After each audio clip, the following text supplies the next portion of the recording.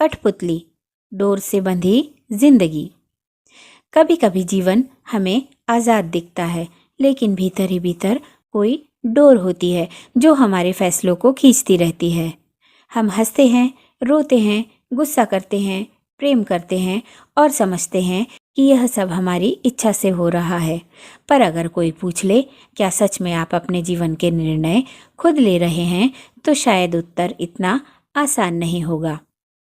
आज की कहानी उन अदृश्य डोरों की है जो समाज, रिश्तों, डर, लालच और संस्कारों से बंधी होती है। आज की कहानी है कठपुतली और उसकी डोर की। कठपुतली और उस डोर से बंधी जिंदगी की। आप देख रहे हैं खुशबू वाली बातें। यहाँ कहानियाँ सिर्फ सुनी नहीं जाती, यहाँ कहानियाँ अंदर तक उतर जाती हैं। अगर आप रहस्य, जीवन, सत्य, मनोविज्ञान और भावनाओं से भरी कहानियाँ पसंद करते हैं तो चैनल को सब्सक्राइब करना न भूलें, क्योंकि यहाँ कहानी आपसे ही शुरू होकर आप पर ही खत्म होती है। कहानी का शीर्षक है कठपुतली, डोर से बंधी जिंदगी। शहर के बाहरी हिस्से में एक पुरानी सी हवेली थी। हवेली नहीं, मानो समय का ठहरा हुआ टुकड़ा। वहीं रहता था ईशान, एक सफल व्यक्ति। नाम, पैसा, पहचान सब कुछ था उसके पास, लेकिन उसकी आंखों में एक अजीब सा खालीपन था। ऐसा खालीपन जो भीड़ में भी अकेला कर देता है। हर सुबह ईशान एक ही समय पर उठता, एक ही रास्ते से दफ्तर जाता, एक ही तरह की बातें करता और हर रात उसी थकी हुई मुस्कान के साथ लौट आता।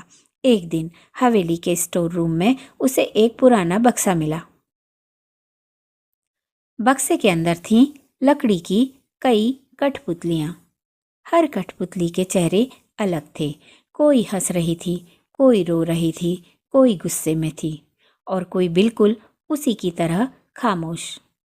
उन सभी कठपुतलियों से डोरें जुड़ी थीं और डोरों का दूसरा सिरा गायब था।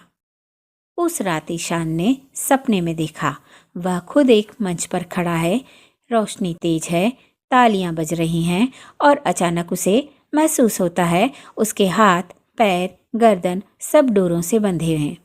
ऊपर अंधेरे में कोई है जो उन डोरों को हिला रहा है।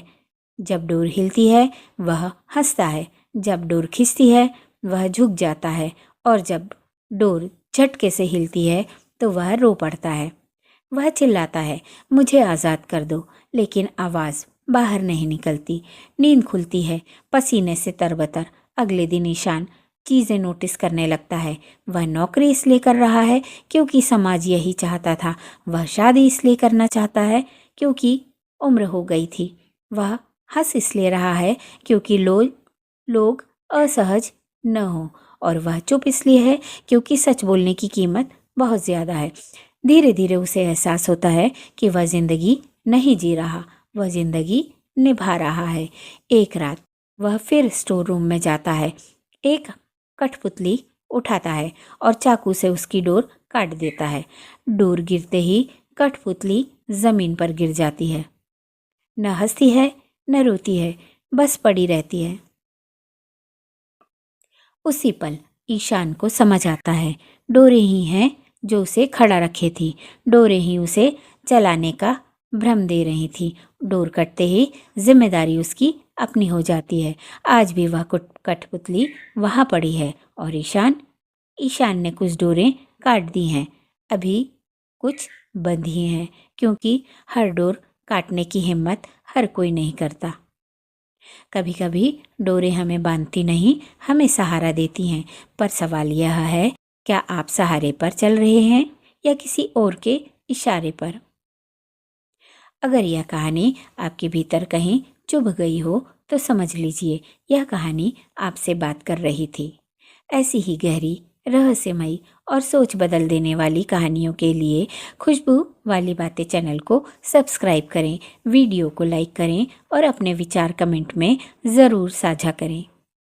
तो प्यारे दर्शकों, आपसे एक सवाल, क्या आप महसूस करते हैं कि आपकी ज़िंदगी की कुछ डोरें दूसरों के हाथ में हैं? कौन सी डोर है जिसे आप काटना चाहते हैं लेकिन डरते हैं?